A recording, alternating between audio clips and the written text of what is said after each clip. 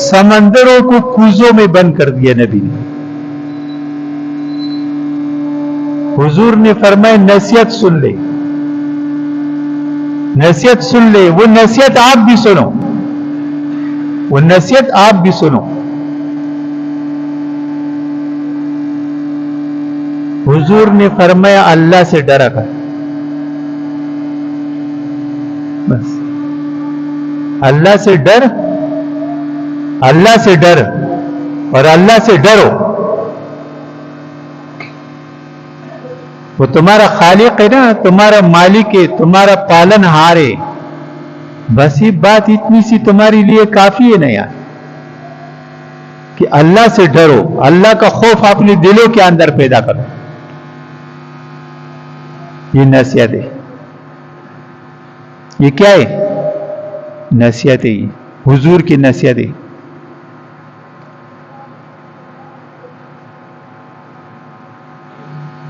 قرآن کی اور حضور کی بات کی اللہ نے ایسی حفاظت رکھی کہ حضور صحابہ سے فرما رہے ہیں, درس دے رہے ہیں, ٹھیک ہے, نہ وہاں ٹیلی فون ہے, نہ ٹیپ ریکارڈ ہے, نہ ٹی وی ہے, نہ میڈیا والے ہیں, کوئی بھی نہیں. 1400 سال پہلے مسجد نبوی میں مٹی کی مسجد ہے, زمین پہ بیٹھے ہوئے چٹائی بچھا کے اور حضور بات کر رہے ہیں, ہو بہو وہ لفظ اب تک موجود ہے, اس میں زبر زیر کی غلطی نہیں.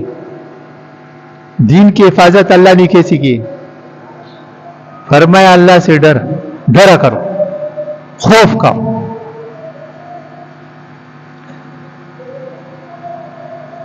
جب اللہ کا ڈر پیدا ہو جائے گا نا دل کے اندر, تو پھر سوال ہی نہیں پیدا ہوتا کہ تم سے کوئی گناہ سرزد ہو جائے. گناہ جب سرزد ہوگا جب تمہاری دل کے اندر اللہ کا ڈر نہیں ہوگا, اللہ کا خوف نہیں ہوگا, اللہ کی بڑائی نہیں ہوگی. جب تم اللہ کو اللہ ہی نہیں سمجھو گے تو پھر تو تم آزاد ہو, پھر تو تم کچھ بھی کر سکتے ہو یار.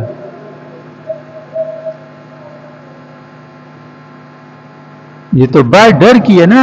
ڈر جب انسان کے دل کے اندر پیدا ہو جاتا ہے, خوف پیدا ہو جاتا ہے نا, تو پھر یہ کہ پھر بات بنتی ہے نا تقوی. آج کل ابھی جو لوگ جو تقوی کا معنی لیتے ہیں نا کہ تقوی جو ہے اختیار کرو, یہ سمجھتے ہیں کہ بھئی تقوی اس چیز کا نام ہے کہ جو بندہ بہت زیادہ نفلیں پڑھتا ہے نا بس یہ تقوی ہے. ساری رات بیٹھ کے نا یا ذکر کرتا ہے, یا ساری رات بیٹھ کر قرآن پڑھتا ہے, یا روزے رکھتا ہے بہت زیادہ.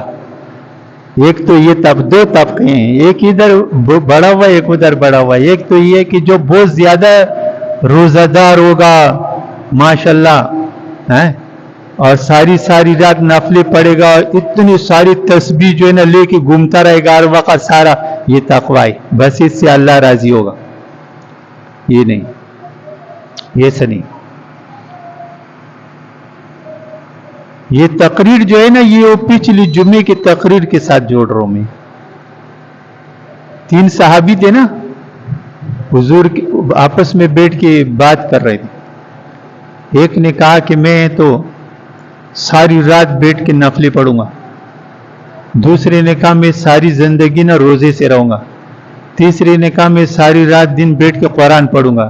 کسی نے حضور کو شکایت کر دیا کہ یا رسول اللہ یہ تو یہ کہہ رہے. حضور نے تینوں کو بلایا, کہا تم نے کیا کہا؟ ایک نے کہا میں نے یہ کہا, دوسرے نے کہا میں نے یہ کہا, تیسرے نے کہا میں نے یہ کہا. اس نے کہا تم نے اللہ کے نبی کو کبھی ایسا کرتے دیکھا ہے؟ انہوں نے کہا نہیں. کہا نبی مسجد میں بھی آتا ہے, مسجد سے باہر بھی جاتا ہے, مدینہ میں بھی رہتا ہے, جہاد میں بھی جاتا ہے, نوافل بھی پڑھتا ہے نہیں بھی پڑھتا, قرآن بھی پڑھتا ہے کبھی نہیں بھی پڑھتا. ٹھیک ہے, کبھی نا 10 سپارے نفلوں میں پڑھ لیتے ہیں, کبھی نہیں بھی پڑھتے. سمجھ رہے ہو؟ کبھی روزہ رکھ لیتے کبھی نہیں رکھتے. کون سا تم میں ایسا بندہ ہے جو پیغمبر سے آگے؟ تم میں کون سا ایسا آدمی ہے جو پیغمبر سے آگے؟ نہیں. دنیا داری بھی کرو, رشتہ داری بھی کرو, گھر والوں کا خیال بھی کرو, मजदूरी भी करो, नौकरी भी करो, पैसा भी कमाओ, दुनियादारी भी करो, दीनदारी भी करो, ये सारा काम करो। इसको नहीं कहते कि भाई तुम ना मकसद है कि जो बंदा है वो नवाफिल पढ़ता है या कुरान पढ़ता है या सारी जिंदगी रोजे रखता है या सारी जिंदगी तस्बीह पढ़ता है बैठ की, अब यहां जिहाद शुरू है, ये तस्बीह भी लगा हुआ है, वहां जिहाद शुरू है, ये नवाफिल में लगा हुआ है, वहां जिहाद शुरू है, इसकी मिसवाक भी खत्म हो रही, फर्जों पर है, ये मुस्तहब में लगा हुआ है। जो काम अल्लाह की नबी ने बोला है ना उस वक्त वो काम करो।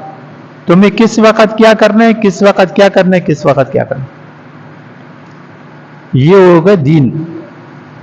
एक तबका तो ये, एक तबका ये कि जी कहते हैं कि फलानी जगह एक बंदा है वो बड़ा अल्लाह वाला है। कैसा भाई, उसने सारी जिंदगी कभी कपड़े नहीं पहने, ले आधी दुनिया इधर लगी आधी इधर लगी, भाई बंदा बड़ा पहुंचा हुआ है, कैसे जिंदगी में कभी कपड़े नहीं पहने। भाई जब कपड़े नहीं पहने तो ये तो मुर्तद हो गया ही, बेलिबास इंसान, बेहया इंसान, ये बेहयाई की जिम्मे में आता है। एक बंदा है जी वो बड़ा अल्लाह वाला है, कैसा वो उल्टा लटका हुआ है 35 साल से। जब बंदा 35 साल से उल्टा लटका हुआ है, उसने नमाज किधर पढ़ी, कुरान किधर पढ़ा, उसने जो ना अपनी, अब वो तो वो भी मुर्दा खराब हो गया। इसको कहते हैं रब्बानियत। एक बंदा बड़ा अल्लाह वाला है, कैसे अल्लाह वाला है, न जिंदगी में सदका दिया, न ज़कात दी, न खैरात दी, न नमाज पढ़ी, न कुरान पढ़ा, न अल्लाह का नाम आता है, वो जी वहां जंगल में बैठा हुआ है, वो किसी से मिलता ही नहीं। तो ये दोनों चीजें जो है ना, इसके बीच का जो रास्ता है ना, ये इस्लाम है।